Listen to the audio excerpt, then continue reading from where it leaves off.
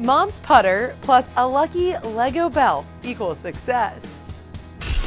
Settle in as we rewind the week with the latest edition of Monday Backspin from PGA TOUR.com.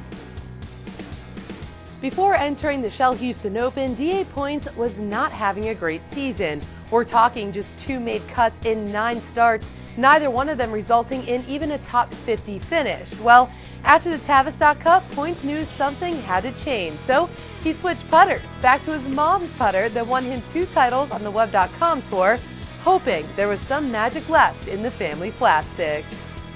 Points took the lead after round 1 with an 8 under 64, matching his lowest round since the Sony Open in Hawaii in 2012. The University of Illinois alum made 169 feet worth of putts in that first round to gain almost 5 strokes on the field and strokes gained putting.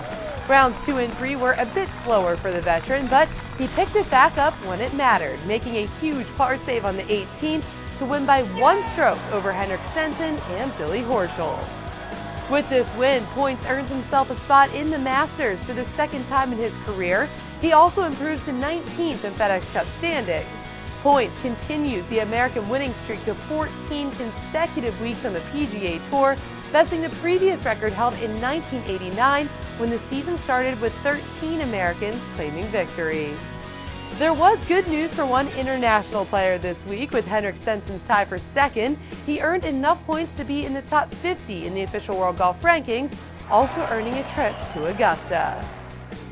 Now, before I get to the trend off the course that took the PGA Tour players and Twitter by storm, let's throw out one last time to Fred Albers of SiriusXM PGA Tour Radio. Amanda, we saw so many great shots here at the Shell Houston Open, but I'm going to remember a series of pars that got, well, probably nobody's attention. Let's go back to Friday afternoon and D.A. Points. Now, let's put this all in perspective. D.A. had not had a good season coming into the Shell Houston Open. He'd made only 2 cuts. He'd won less than $25,000. And yes, he opened up very strong, shooting 8 under par in the opening round. Then in the second round, parred the first, parred the second, parred the third. He parred the first 11 holes in that round. That's so very difficult to do as a professional. So very difficult to keep your patience, and yet that's what D.A. Points did. Finally was rewarded with a birdie at the 12th, and then parred his way home. That is a very professional round of golf. Patience, so easy to say, so difficult to actually execute on the PGA Tour. That's what I'm going to remember out of the Shell Houston Open. Amanda?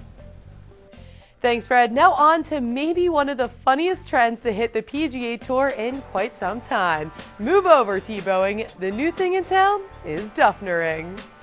This picture of Jason Duffner was released at the beginning of the week, where he was spending time with an elementary school class in Irving, Texas, while being honored for his 2012 HP Byron Nelson Championship win.